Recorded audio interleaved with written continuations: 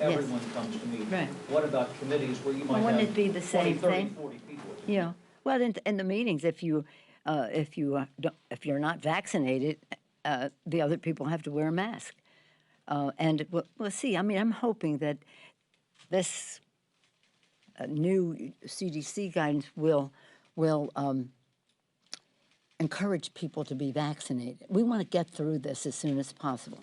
I mean, does anybody feel like wearing a mask? So, no, we all want to get through this, and we want to get back to much of the containment of visitors to the Capitol relates to COVID, not necessarily to what happened January 6th only.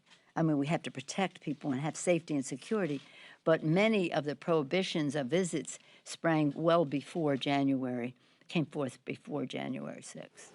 Yes, ma'am. Hi, thank you. Just to follow up on that, the president has talked about July 4th as being maybe this time when the country can begin to sort of gather more and get back to normal. Do you see any openings for other aspects of the Capitol to visitors? And again, knowing that so many people have not been vaccinated, do you just keep waiting for them, or is there an alternative? Yeah, we have to wait for them to be vaccinated because they are selfishly a endangerment to other people, including staff people here. So while we're all hopeful, and I join the president in being hopeful that we can reach a place where it is safe for people to be. What is this, the honor system? The honor system as to whether somebody's been vaccinated? Do you want them breathing in your face on the strength of their honor? So let's just see. Let's just see. I mean, again, this is about science and governance. And science and governance, we have a responsibility to make sure that the House of the Representatives chamber is not a petri dish for because of the selfishness of some not to be vaccinated, or to insist, or to wear a mask, because it requires us to wear a mask. I mean, we could come to a place where we say, if you don't want to wear a mask and you don't want to, if you're not vaccinated, don't even come to the floor. We have facilities up above in the gallery where people can come to vote. We don't want to deter anybody's ability to exercise their constitutional duties. We have that responsibility as well.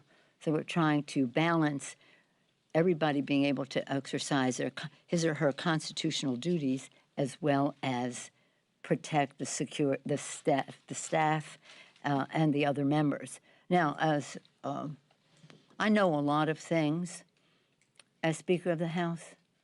I know a lot of things, and I know a lot about people's predispositions and the rest because they share them with me.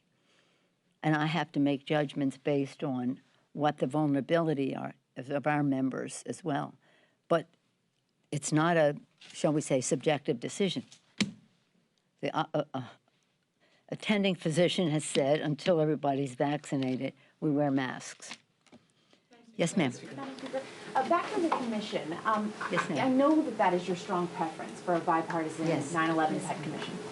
Things are not looking great for that passing in the Senate. No. There's a lot of opposition. No. Are you committed to, if that fails in the Senate, are you committed to a select committee? How would that work? We're taking this one step at a time. What we've said we want is a bipartisan commission. I don't want to weaken that position. Everybody knows what my options are. They are no secret. But the preference, not only preference, overwhelming preference is for bipartisanship.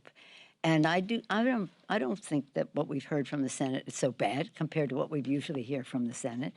And I'm very pleased with the statement made by the majority leader on this subject. And now that some of the senators, Republican senators, are saying, well, if there's Republicans can hire staff, I would be okay with that. Of course they can hire staff. That's never even been a question. So we like that threshold that they want the committee to cross. I just want to follow up on that question. So it doesn't appear there's going to be an investigation no matter what happens, right? That's basically what you're saying is it's this, it's something else, but this Congress is not going to go by without some sort of large-scale probe into January 6th.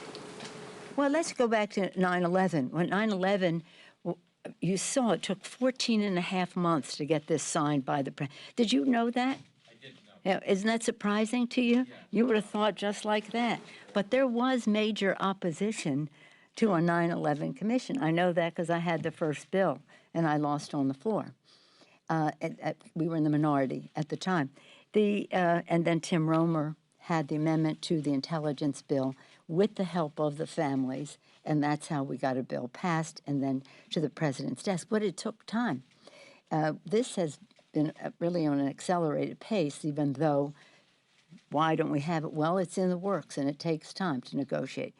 In the meantime, though, in 2011,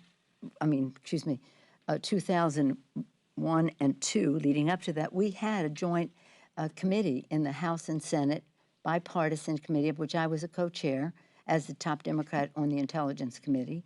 Bob Graham was the chairman of the Intelligence Committee in the Senate, so he and Shelby Portegas Pelosi in the House. And we had months of hearings and the rest, and the work that was produced by that committee was very valuable to the 9/11 Commission, and in the legislation establishing it said it should take advantage of all those things, as we would hope that this commission would take advantage of some of the other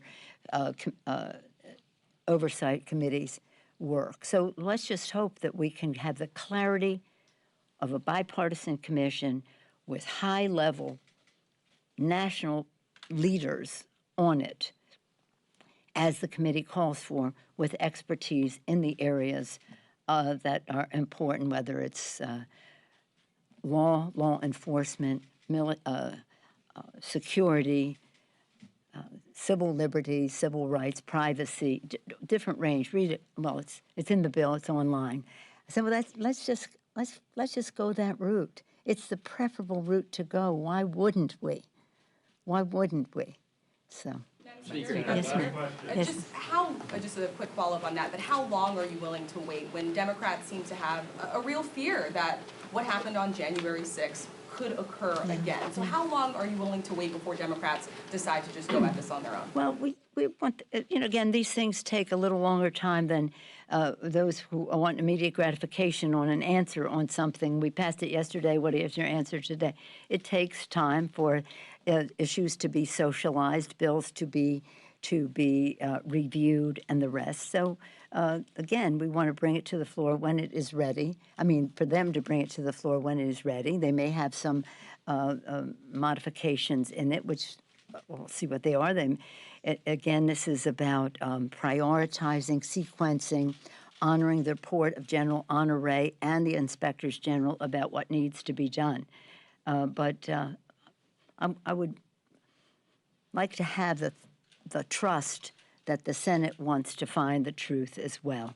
And let's just give them a chance to do that without hanging something over them about a timetable or other options that exist for the Speaker of the House. Just follow up really quickly about police reform. We're approaching that May 25th deadline of the anniversary of the death of George Floyd. Right now, Democrats and Republicans have said that it doesn't seem like they would reach a deal. I mean, what does that say about I don't think they've said they're not going to reach a deal. We've heard from Senator Cory Booker, who has said that it's unlikely right now that it looks like they'll reach a deal by May 25th. Oh, by May 25th. So that's a different story. I'm not a timetable person. Those of you who may, I'm not a timetable person. I don't want to, shall we say, empower those who are opposed to it to say, well, they didn't do it by the date. No, do it when you're ready, and it will be in a reasonable amount of time. The hope would have been that we could have done it by his birthday, but you can't do it until it's ready in the best possible way, and that is more valuable than having it a couple of weeks early or whatever. So I think I have great confidence in Karen Bass.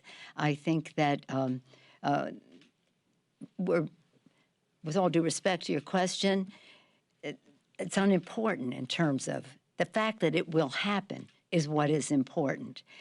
We would have liked to happen at a certain time.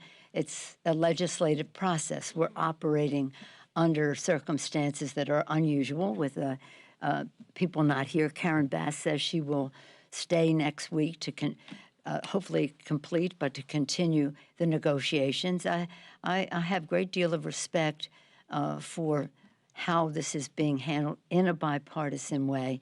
We're very proud of Karen Bass for what she has done. And again, this is not just about us. The maneuvering internally and inside is very important. But as I say about every bill, inside maneuvering can only get you so far. The outside mobilization is what makes all the difference. And the outside mobilization we saw more than 1 year ago, after May 25th, was something that we'd never seen before. Across the world, people in the streets for days, if not weeks, millions of people speaking out against what happened to George Floyd. So there's opportunity. We'll have legislation. I don't think we should bemoan the fact of what day it is, as long as it is imminent and soon, and I think it will be. Thank you all very much. 103, 100. Yeah, sad. I stayed up so late, but we're still in the mix. We have the big Grizzlies game. That's a bigger part of the game. We'll be watching. Y'all watch it. I stayed up very late. I was watching the hockey. Okay. Hockey too. And have happy Yankees. Oh my God. Ooh.